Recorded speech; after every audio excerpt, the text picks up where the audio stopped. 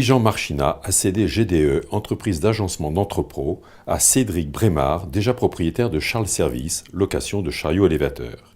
Chacun a bien pris le temps de se préparer à cette opération. Mais il y a plusieurs choses auxquelles il faut penser. C'est d'abord que va-t-on faire après et comment va-t-on s'organiser après. Et deuxièmement, que va devenir l'entreprise et que vont devenir les salariés. La première chose, que va-t-on faire après? Je crois que c'est une bonne chose pour vraiment se dégager la tête par rapport à la négociation sur une éventuelle cession. C'est être bien sûr de son futur social. Et suite à une séance de formation au CRA, j'ai organisé ma retraite. Une fois que j'étais sûr de mon futur social et que ce n'était plus un objet de préoccupation, j'ai pu me tourner véritablement vers la cession, la préparation de la cession. Je tiens à dire quand même qu'entre le moment où j'avais suivi ma session de formation au CRA et le moment où je suis véritablement rentré dans la négociation ou dans l'approche d'une négociation, il s'est passé 2 ans, tout seul. J'avais racheté la société Charles Service en 2010 avec l'aide du CRA.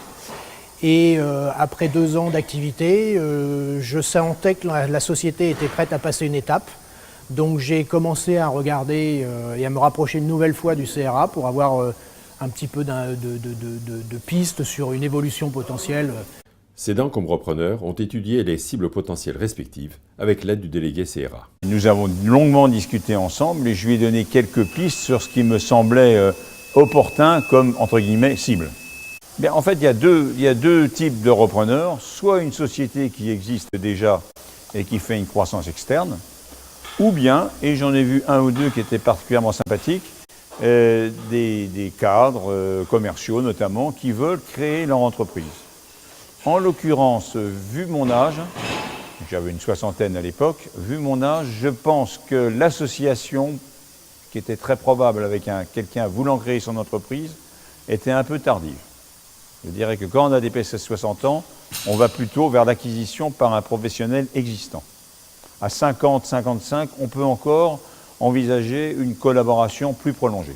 Alors, je cherchais une entreprise dans mon secteur d'activité. Donc en fait, Charles Service, nous on était spécialisés en matériel de manutention, chariot élévateur, nacelle. Et je cherchais une entreprise qui pouvait soit me permettre une croissance externe dans ce métier-là, soit dans le métier complémentaire qu'on avait, qui était l'aménagement d'entrepôt, avec des cloisons, des mezzanines. Et pas nécessairement à l'autre bout de la France, et pas non plus nécessairement au coin de la rue. La présentation de l'opération de transmission en temps utile au personnel permet de bien le motiver, y compris sur les développements possibles d'activité. L'équipe en place l'a appris avant même que la signature se fasse. Et les équipes de Charles Service étaient également au courant puisqu'ils rentraient dans un modèle de développement et de croissance externe. Donc tout le monde était au courant avant même que ça se fasse. Du développement, et je pense que derrière, on peut aussi dire que ça leur permettait d'être un peu plus serein sur l'évolution, la santé financière de la société vis-à-vis de la première reprise qui avait eu lieu et puis vis-à-vis de l'évolution qu'il y avait à ce moment-là, donc en 2012. Pour conclure, si c'était à refaire, que diriez-vous ? Eh bien, si c'était à refaire, je pense qu'il faut surtout éviter toutes les confusions. Et pour le cédant, entre son avenir propre, le côté patrimonial à SCI et le côté entreprise.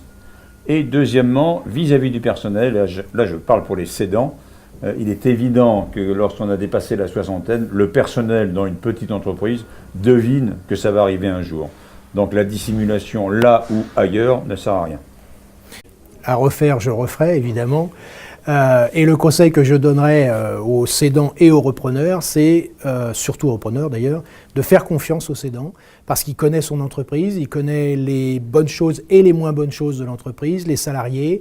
Quand on ne connaît pas ce qu'on va reprendre, à part sur du papier, c'est quand même beaucoup plus facile d'avoir une relation de confiance avec la personne qui est en face de vous pour justement la reprendre dans les meilleures conditions.